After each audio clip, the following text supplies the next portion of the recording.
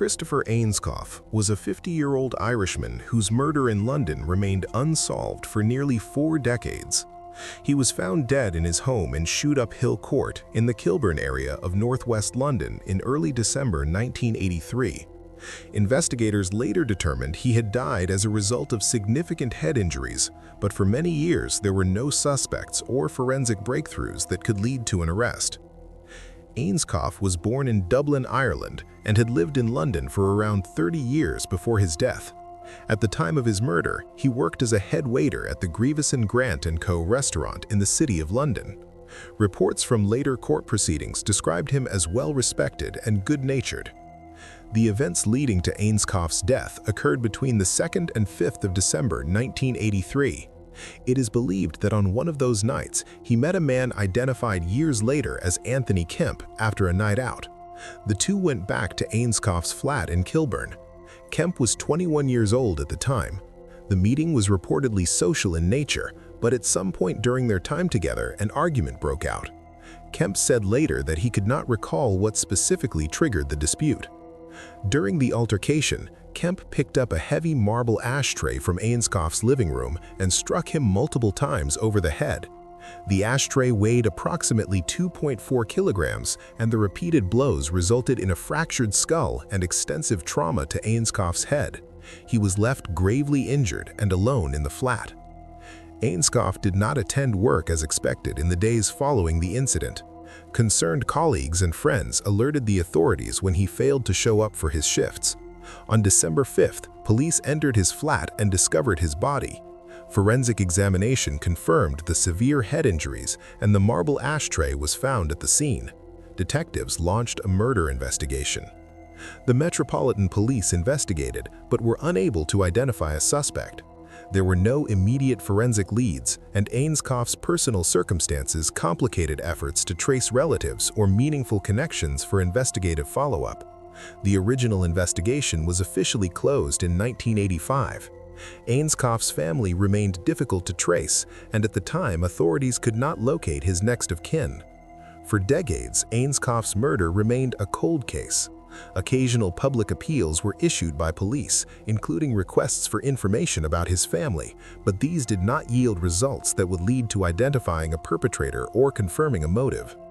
Christopher's case was referenced in appeals years later as investigators sought to connect his death to potential witnesses or relatives who might provide context or direction for the long-standing investigation. A breakthrough occurred on July 28, 2020, when a man later identified as Anthony Kemp, then 58 years old and living without a fixed address, attended Chiswick Police Station in West London in the early morning hours.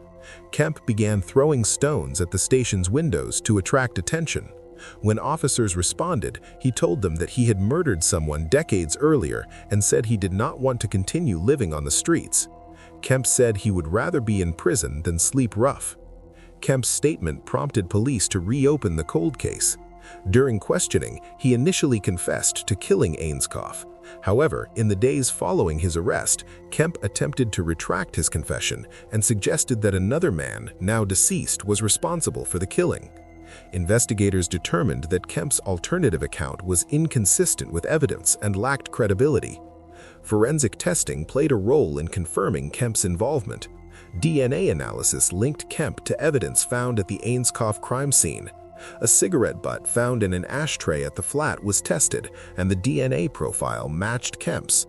This physical evidence corroborated elements of his initial confession and strengthened the case against him. In February 2021, Kemp was formally charged with Ainscough's murder. He appeared in court and denied the charge at that time, leading to preliminary proceedings in the criminal justice system.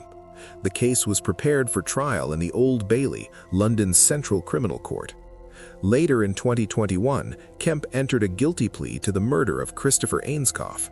At the Old Bailey, he admitted that he had attacked Ainscough in December 1983, causing fatal injuries with the marble ashtray.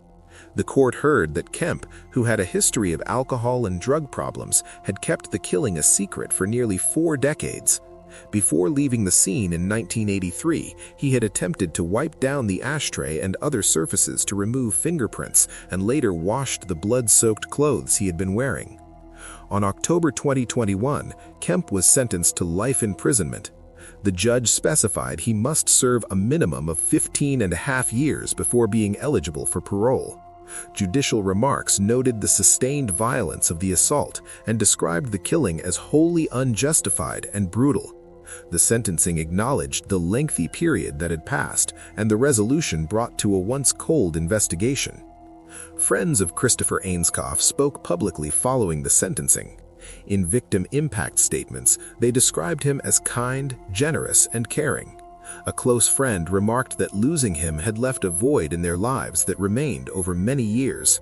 These personal reminiscences emphasized the human impact of the crime and the significance of the eventual conviction after so long. Despite the conviction, tracing Ainscough's family continued to be a challenge for investigators. Police had made repeated appeals for information about his relatives, particularly in Ireland, as part of efforts to notify them about developments in the case. At the time of Kemp's sentencing, authorities still sought to contact any family members who might be alive to inform them of the resolution to Christopher's murder investigation. Records show that Ainscough was living alone at the time of his death and that police had significant difficulty locating relatives during the original investigation in the 1980s. Efforts to find his next of kin were renewed after Kemp's arrest, but the passage of time made this process especially challenging. The investigation into Ainscough's murder illustrates both the limitations of forensic science and policing in the early 1980s and the potential for cold case reviews to yield results decades later. The use of modern investigative methods, combined with an unexpected confession, ultimately provided answers that eluded investigators for nearly 40 years. Christopher Ainscough's death is recorded in official records as occurring in December 1983. The reopened case, arrest, conviction, and sentencing of Anthony Kemp brought formal closure to the criminal aspect of the matter, though questions about Ainscough's family and personal history remained as part of the aftermath. The case demonstrates that even long-standing unsolved murders can be resolved through a combination of confession, forensic evidence, and persistent investigative work. It also highlights the challenges of locating and notifying family members of victims when decades have passed since the original crime and when traditional identifying information is sparse.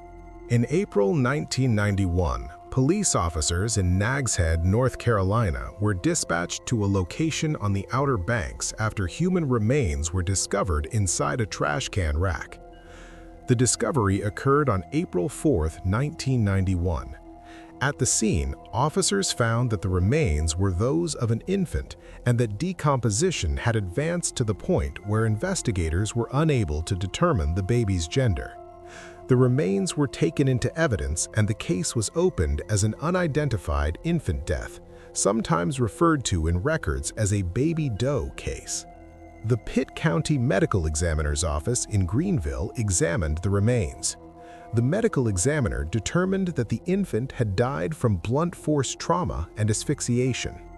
The exact circumstances of the death remained undetermined at the time, and no suspects were identified in 1991. Over the next several decades, the case remained unsolved. In the years that followed, Nags Head police investigators periodically reviewed the evidence, but they lacked the forensic tools at that time to extract usable DNA from the remains. For many years, technology was unable to recover genetic material that could point to the identity of the infant or anyone connected to the case. The disappearance of information about the infant's origins meant that law enforcement could not link the remains to a birth record or a family. By 2019, advancements in forensic science made renewed investigation possible. Detectives overseeing the cold case arranged for one of the infant's rib bones to be sent to a private laboratory in Texas. The lab specialized in advanced DNA analysis and was able to recover human DNA from the bone. That genetic material was then used to construct a genealogical profile of the infant. The profile enabled investigators to explore potential family connections through the use of DNA and genealogical databases. Using the genealogical data, detectives traced the infant's family line and identified potential relatives. This research ultimately pointed to a married couple living in North Carolina, Scott Gordon Poole and his wife, Robin Lynn Byrum. Both individuals were living in Taylorsville, North Carolina at the time the genetic investigation yielded results.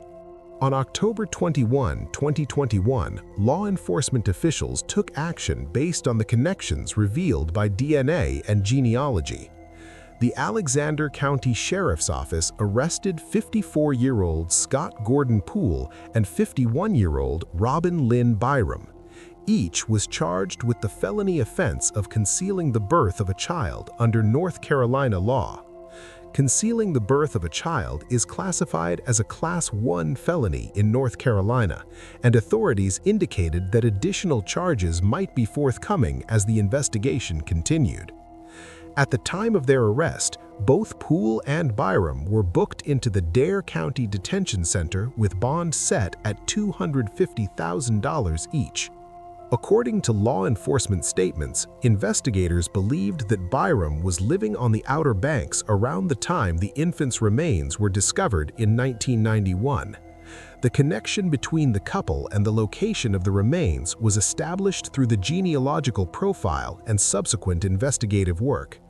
Once the potential link to Poole and Byrum was identified, detectives coordinated with other state agencies, including the North Carolina State Bureau of Investigation, to secure DNA samples from both Poole and Byrum for comparison. Those samples confirmed that the couple were indeed the parents of the infant found in the trash can rack in 1991.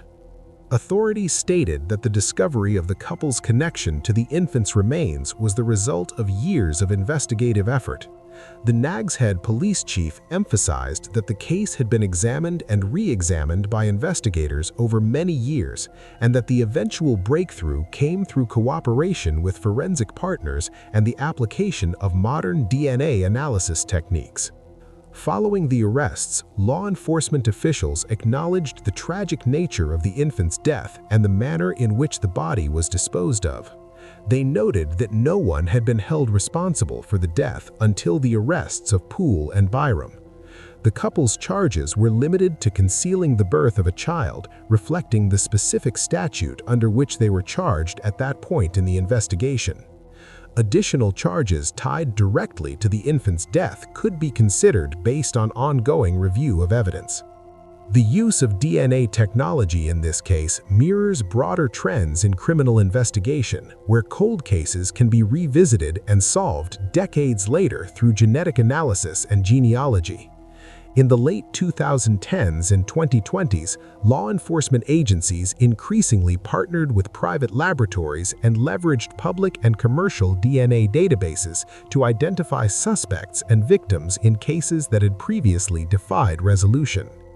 This approach involves extracting DNA from old remains, sequencing it, and comparing genetic markers to profiles submitted by individuals in genealogy databases to establish familial connections.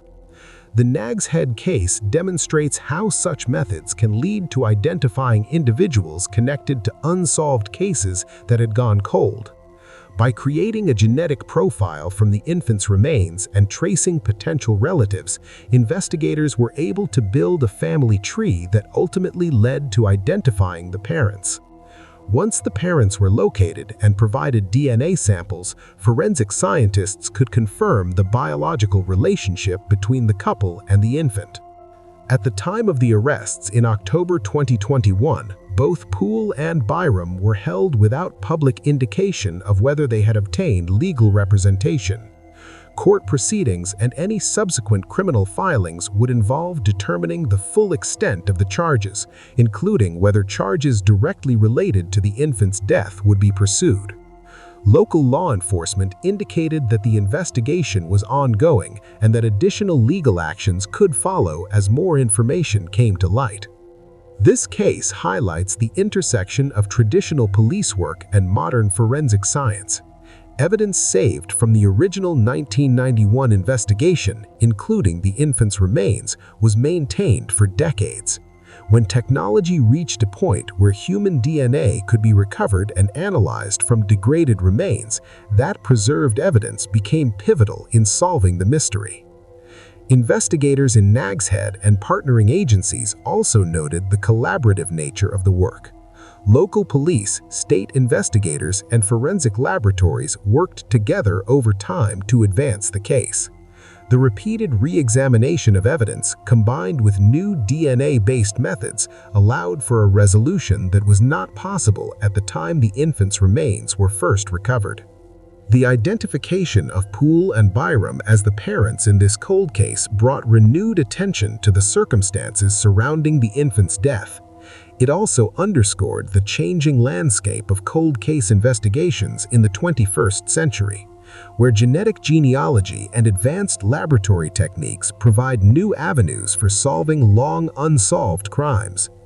As of the latest reports from 2021, the couple remained in custody on the charge of concealing the birth of a child. Further details regarding subsequent court proceedings and any additional charges and outcomes of those legal processes were not included in the initial press releases. Law enforcement continued to review the case to determine any additional prosecutorial steps that could be taken.